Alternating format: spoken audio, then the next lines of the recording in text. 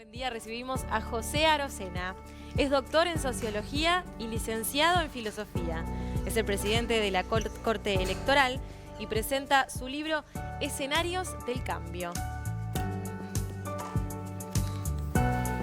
No vamos a hablar de la Corte Electoral, ya lo vamos a molestar en otro momento a José Arocena, así que bienvenido, Pepe, ¿cómo estás? Bienvenido, gracias. ¿Cómo estás, Jaime? Del mismo modo, hoy tuvimos en el programa, y yo lo vinculaba con tu libro Escenarios del Cambio, Incertidumbres y Transformaciones de la Vida Cotidiana, porque tuvimos a Mangarelli hablando de la transformación digital y la vida digital, Escuché algo, sí. Y ahora tuvimos a Daniel hablando de la importancia de las vacaciones, el tiempo libre, es decir, pensar un poco en la dopamina. Y la dopamina. De alguna manera son los dos extremos que están reflexionados en tu libro. ¿Cómo le contamos a los televidentes qué es esta reflexión de un académico, además muy reconocido en el ambiente universitario, aunque quizás muchos te vinculan a la Corte Electoral? Y desde hace 8 años. Además. Hace unos cuantos Por años. eso. No, el libro fundamentalmente es una observación de los cambios en la vida real. Esa podría ser la definición. El tema del cambio y el cambio de cultura, el cambio de civilización, es un tema que se puede enfocar de distintas maneras, desde ángulos teóricos, de discusiones filosóficas, sociológicas. Yo traté de no meterme en ese campo, sino de observar los comportamientos cotidianos. Y de esos comportamientos cotidianos sacar algunas reflexiones. Por ejemplo, conectados o desconectados. Esta es una alternativa que está muy presente en la sociedad. Yo leía el otro día que hay un movimiento de jóvenes que están tratando de generar tiempos de desconexión. Le llaman a veces silencio electrónico, o sea... Bueno, viste que se ha hasta legislado. Se ha hasta legislado. Eso porque también había un abuso por ese lado. Es que los promedios de uso del celular, por ejemplo, según encuestas mundiales, andan en 60 horas semanales. 60 horas semanales. Entonces, claro, la reacción es una reacción de, bueno, tan conectados, no estará teniendo efectos complicados. Yo creo que justamente esto es lo importante del libro que yo les pido que lean, porque es eso. Nos hace preguntas que nos hacen tambalear. Son cosas que no nos preguntamos todos los días, Pepe. Y creo que eso está bueno porque lo haces en muchos aspectos de esa vida cotidiana. Claro, otro aspecto, por ejemplo, es el anonimato y el diálogo. O sea, vivimos en sociedades de anonimato. No nos conocemos. No hay instancias de diálogo, no hay instancias de convivencia urbana, de convivencia ciudadana. Son muy pocas. Los barrios han tendido a desaparecer. Es decir, esa es otra gran alternativa, ¿no? Es anónimos o incapacidad de diálogo y de convivir. El otro día hablaba con una persona vinculada al tema de los bares de barrio. Sí. ¿No? Con Carlitos, acá con nuestro microfonista. ¿Te acuerdas de aquel lugar, un bar de barrio, donde se juntaban, está bien, capaz que personas mayores, ya jubilados, pero había una suerte de intercambio? Claro, intercambio entre generaciones. Entre generaciones, además. Claro. Que hoy no se da. Claro, hoy no se da. El tema es hasta dónde se corre el riesgo, y eso no lo hablamos el otro día en la radio, hasta dónde corremos el riesgo de, por reflexionar estas cosas, quedarnos con una suerte de mirada nostálgica. Bueno, sin duda la nostalgia está presente, ¿verdad? Porque cuando hay cambios, siempre hay resistencia al cambio, y las resistencias al cambio son muchas veces nostálgicas. O sea, cuesta mucho salir de lo que siempre fue. Claro. ¿No?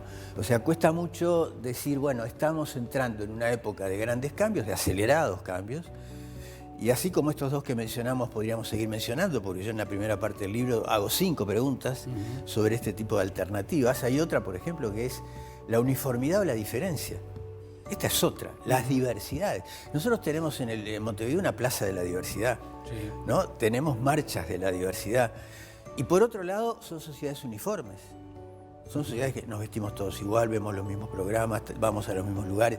O sea, por otro lado hay una gran uniformidad, pero en esa tensión... Hicimos hablar de esa uniformidad como sociedad. Exacto, somos la famosa sociedad de la planicie semi-ondulada. Una penillanura suavemente ondulada. Ese país también está sometido a la uniformidad de todos los países en el mundo actual. Y entonces frente a eso aparecen las diversidades. Otra gran pregunta, ¿no? Yo creo que hay otra importante, que es creencia o increencia. Y esto está atravesando el mundo actual también. Fíjense que Occidente particularmente está navegando hacia aguas cada vez más claras de increencia. Dios está quedando medio como al costado, ¿no? Los porcentajes de increencia, sobre todo en algunos países europeos, es muy alto.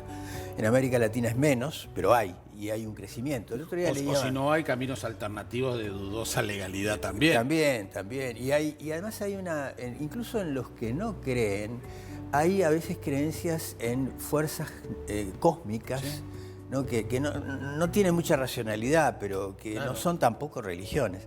Bueno, este es otro campo de preguntas. Y el quinto campo que planteo ahí en el libro es el del sentido, el sentido de la vida. Porque acá hay otro problema importante. ¿Cuántas veces, cuántos ciudadanos del mundo actual se preguntan para qué están acá? ¿Para qué? ¿Cuál es mi proyecto? ¿Cuál es el proyecto en el cual yo me comprometo? Y efectivamente hay a veces ausencia de proyecto. Y al haber ausencia de proyecto, no saber qué es lo que voy a hacer el día de mañana, hacia dónde está orientada mi vida, el peligro es la pérdida de sentido. Claro, pero ahí lo relaciono con otro capítulo de tu libro, que es el mundo del trabajo. También. Nosotros somos de una generación, claro, o de unas generaciones varias, donde el mérito estaba en transitar toda la vida en un mismo trabajo. Exacto. El mérito era, no, yo entré de cadete y terminé de gerente. El mérito era 40 años en la misma empresa. Ahora están más de 5 y te ven como cara rara. Es otra manera de enfocar el valor trabajo. El trabajo es un valor, pero nosotros lo enfocábamos, como bien decís tú, algo para toda la vida. Incluso éramos mayores de edad cuando empezábamos a trabajar. Sí. Nos daban la llave de la casa. Exacto. Cuando empezábamos a trabajar. Y evidentemente ahí hay un problema en el cambio siempre, y es que los que vivimos esas épocas anteriores, aquello de todo tiempo pasado fue mejor, de Manrique, ¿no? Lo que vivimos en tiempo, parece como que aquello era mucho mejor que esto. Y no nos damos cuenta que lo que está cambiando en realidad es un cambio que tiene muchas aristas positivas.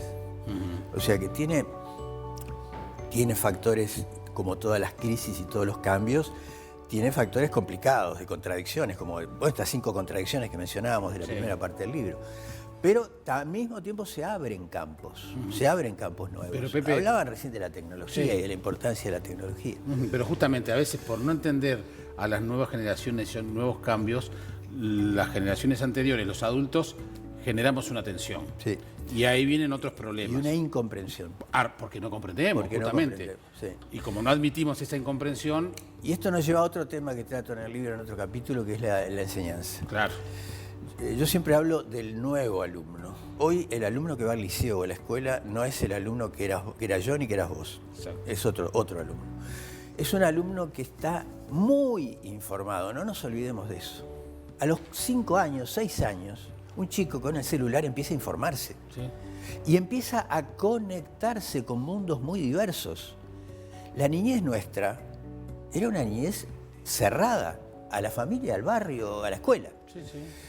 Ahora el chico está abierto al mundo, llega a la escuela y al liceo con un panorama de la conexión y de la información que nosotros estábamos lejísimos de tener. El problema es que el sistema no está reaccionando bien a esa exigencia brutal que tiene el nuevo alumno. Del mundo en general y de Uruguay en particular. El mundo en general. Yo diría que este es un fenómeno mundial.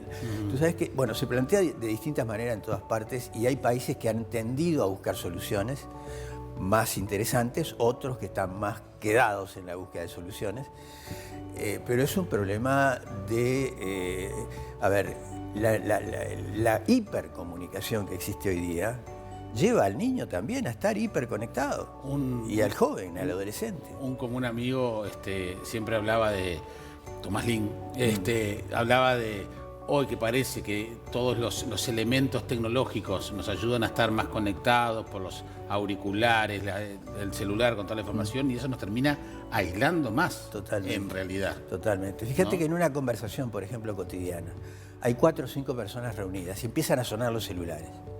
A veces la conversación se interrumpe por los celulares. En un almuerzo familiar. Aunque no suenen. Cosa con tal de revisarlo. Está calculado, ahora no recuerdo, pero que miramos el celular cada 40 segundos. Un amigo me decía el otro día, mi hija, que tiene 13 años, le pido que me saque una jarra de leche de la heladera y va con el celular en la mano y abre la puerta de la heladera y no sé cómo hace para mantener el celular, la jarra, pero el celular no lo larga. Es tal cual. ¿No?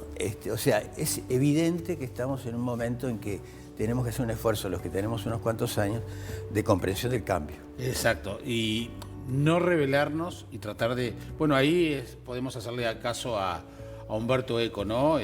Ni apocalípticos ni integrados, ¿no? Claro, O sea, creo que tu libro en ese sentido se para en el medio, es decir, bueno, pensemos, apocalípticos o integrados, ¿no? Y cuando te digo pensemos, como bien decís, ni apocalípticos ni integrados, digo, es muy difícil pensar lo que va a venir. Yo cuando llego a veces a la constatación del cambio en el libro, al final está la tentación de decir, bueno, ¿a dónde vamos con este cambio? ¿No? Y me hacen preguntas, ¿tenés respuestas? Bueno, es muy difícil por la aceleración misma del cambio. El cambio va tan rápido y las posibilidades tecnológicas nuevas son tan impensables, tan difíciles de imaginar, que es muy difícil dar respuestas.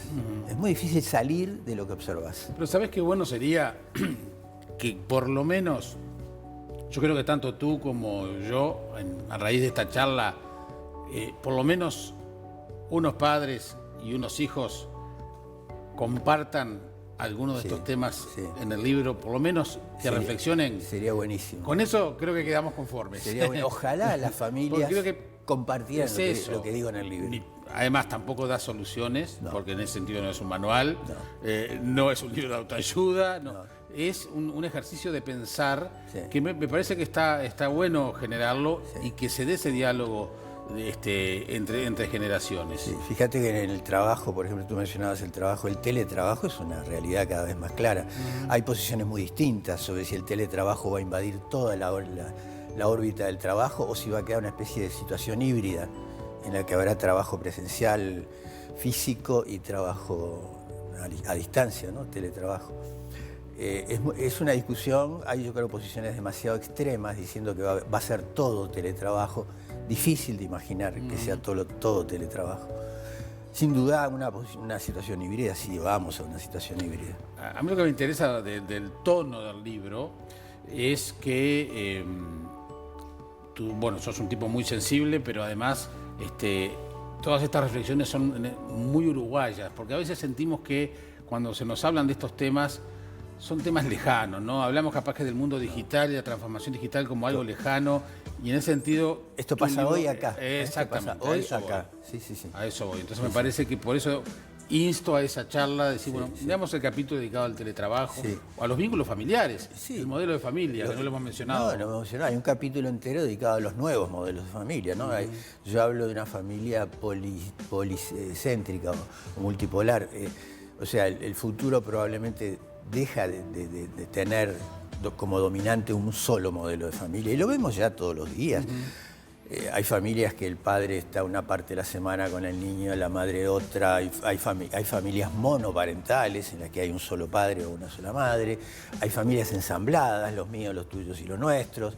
Hay familias de parejas homosexuales que incluso pueden tener hijos. O sea, el modelo familiar es un modelo que está cambiando de una manera estrepitosa. Por eso. Y es bueno pensar... Nos cerramos a veces los ojos. Pero... Exacto, por eso es bueno pensar y conversar. Sacar conclusiones, cada uno lo hará libremente. Las conclusiones yo no las saco, ni tampoco meto ahí creencias mías o situaciones mías, porque lo que hago es observar lo que la realidad está mostrando.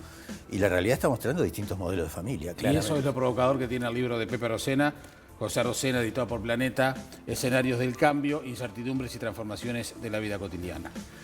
Bueno, ya hablaremos de la Corte Electoral en otro momento. Por ahora seguís. Parecería que sí. Parecería que sí. Muchas gracias. Gracias por venir, Pepe. Muchas gracias.